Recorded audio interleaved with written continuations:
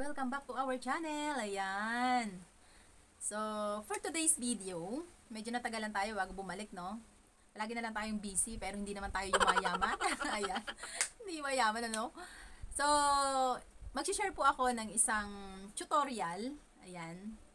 At, uumpisahan ko po yung pag-tutor ko ngayon about sa kung paano tayo mag-start sa pananahi. Ayan. Kung paano tayo mag-umpisa, kung ano yung dapat natin gawin bago tayo pumasok sa pananahi o yung tinatawag na extra income ng mga mananahi. Ayan. Dapat nyo munang malaman ito.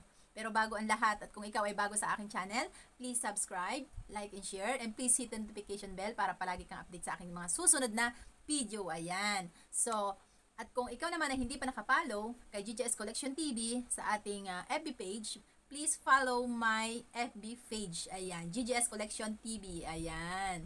So, eto na nga. Uumpisahan natin ang ating tutorial.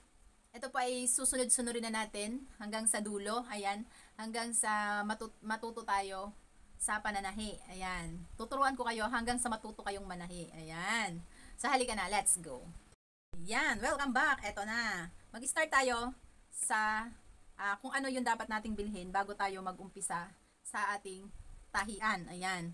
Siyempre, bago tayo mag-umpisa sa ating tahian, kailangan bumili tayo ng isang makina. Ayan. Isang makina. Ang bilhin na nating makina ay yung single high speed. Ayan. Para mas madali siyang i-operate. Tsaka hindi ganun ka-hassle.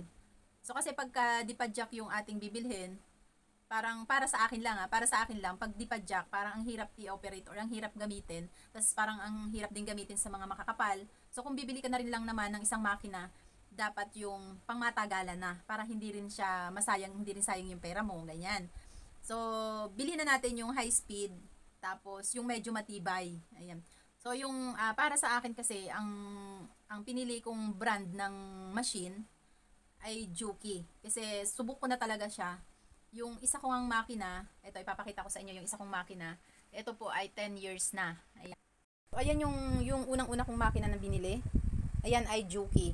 So 10 years na yan sa akin, second hand ko pa yan binili, 'di ba? Nagagamit ko pa rin siya hanggang ngayon, maayos pa rin yung takbo niya. Ayan, 'di ba? Matagal na to sa akin, ilang years na to sa akin, pero nagagamit ko pa rin at saka ang ganda pa rin ng pagkakatakbo niya. Yan. Mas subok ko po kasi ang Juki pagdating sa branded ng machine. Ayan.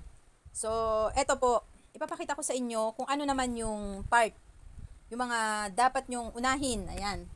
Yung dapat nyong unahin at malaman tungkol sa makina. Ayan, di ba? Pag bumili kayo ng machine, ng single, yan po ang tinatawag na single machine. Yan po ang tinatawag na single machine. So, syempre, yan yung ginagamit nating tinatapakan natin. So, ito yung pangunahin yung dapat malaman. So, syempre, dapat ayos to. Buo pa to. Tsaka, kumpleto. Yan, kumpleto siya. Tapos, yan, meron ding winder. Gumagana yung winder. Dapat yan, gumagana yan, ha. Huwag kayong bibili ng hindi gumagana yung winder. Kasi, hindi nyo rin magagamit. Kasi, di ba, kailangan yung mag-rewind ng sinulid. Hindi nyo pwedeng imano-mano ang pag-rewind yan. So, syempre, check nyo tong winder.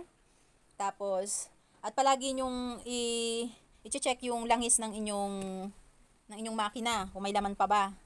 Yan, ito, nilalagyan to ng langis eh. Tapos dito, sa ilalim nito, may langis din yan. So, papakita ko sa inyo, ito yung sinulid. Dito lang siya sinuot. Lalagyan ko kayo ng bagong tutorial about sa paano magsulot ng sinulid sa ating single machine. Yan. So, ito, syempre yan, dito lang yan, yan. Yan, dito. Yan, diretso dyan. Tapos, meron isang butas dito. Ayan. Tapos, ito yung pinakang karayom natin. Syempre, dito yung ending. So, sa ilalim niyan, papakita ko sa inyo yung ilalim nito. Ito po yan. Yan, ilalim, di ba? Ito yung ilalim niya na pinaglalagyan natin ng winder. Ayan, buksan natin yung ilaw. Teka lang. Ayan. So, ito yung winder sa ilalim. Ayan, tikita nyo medyo na yung ilalim ng aking machine. Yan. Ito yung winder. Nakikita nyo yung bilog na yan. Ito yung winder. Yan yung pang ilalim na sinulid. Yung pinakita ko sa inyo kanina na nilalagyan natin ng rewind. Ang tawag dito ay bobbin case. Yan, bobbin case po yan.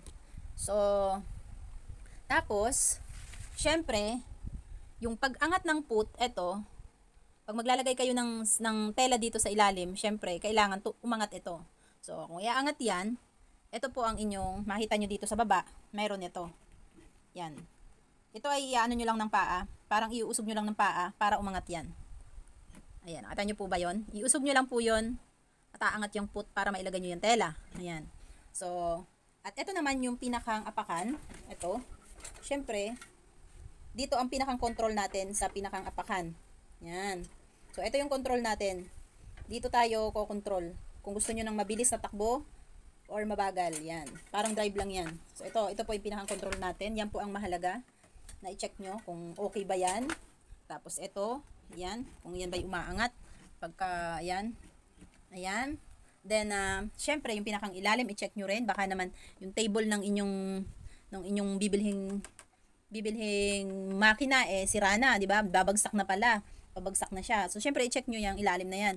At tignan nyo rin yung motor. Yan.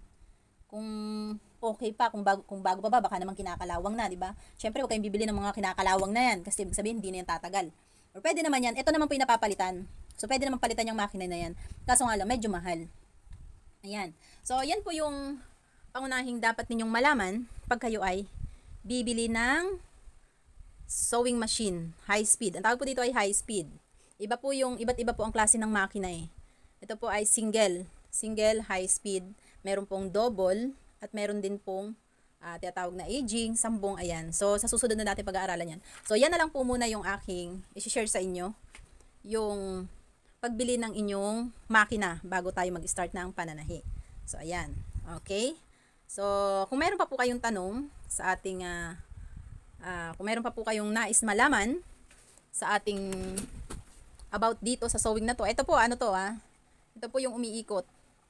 Umiikot po ito. Ito yung umiikot para doon sa, ayan parayong. Tumatakbo yan. Ayan. So, at yung ilalim nito tandaan nyo, ito po ay may makina. Pag bumili po kayo ng machine na ganito, i-check nyo po yung langis sa ilalim. Kailangan po may langis ang ilalim nito kasi kung wala, masisira po yung inyong machine. Tandaan po, mahalaga po ang langis sa ating sewing machine. Okay? So, syempre, meron tayong on and off. Syempre, may on tayo, may off. Hindi naman natin mapapatakbo ang makina ninyo, makina natin kung wala tayong on and off, di ba? So, dapat meron yan. On and off. Kung gumagana ba yan or baka naman hindi na mapindot yan. Kung bibili kayo ng second hand, ipa-condition nyo muna yung machine tapos i-check nyo rin. Or pwede rin kayong magsama ng isang marunong tumingin ng makina para ma-check talaga kung okay yung makina na inyong bibilhin. At syempre, ito yung pinakang power. Ito yung ginagamit natin sa pagsaksak doon sa electricity syempre. Power supply, syempre yan. Okay?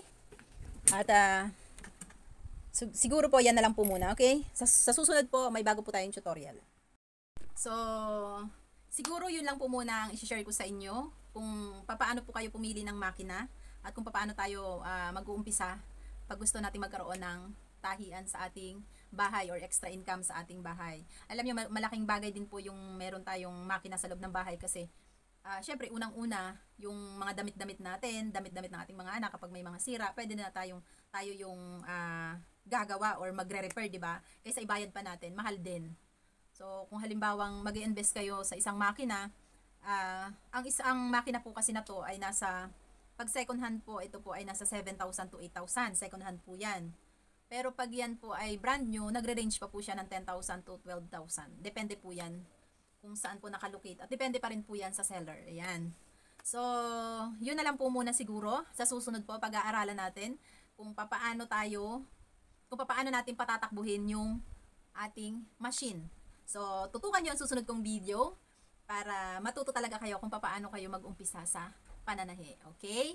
So, bye-bye for now. See you on the next vlog. Bye-bye!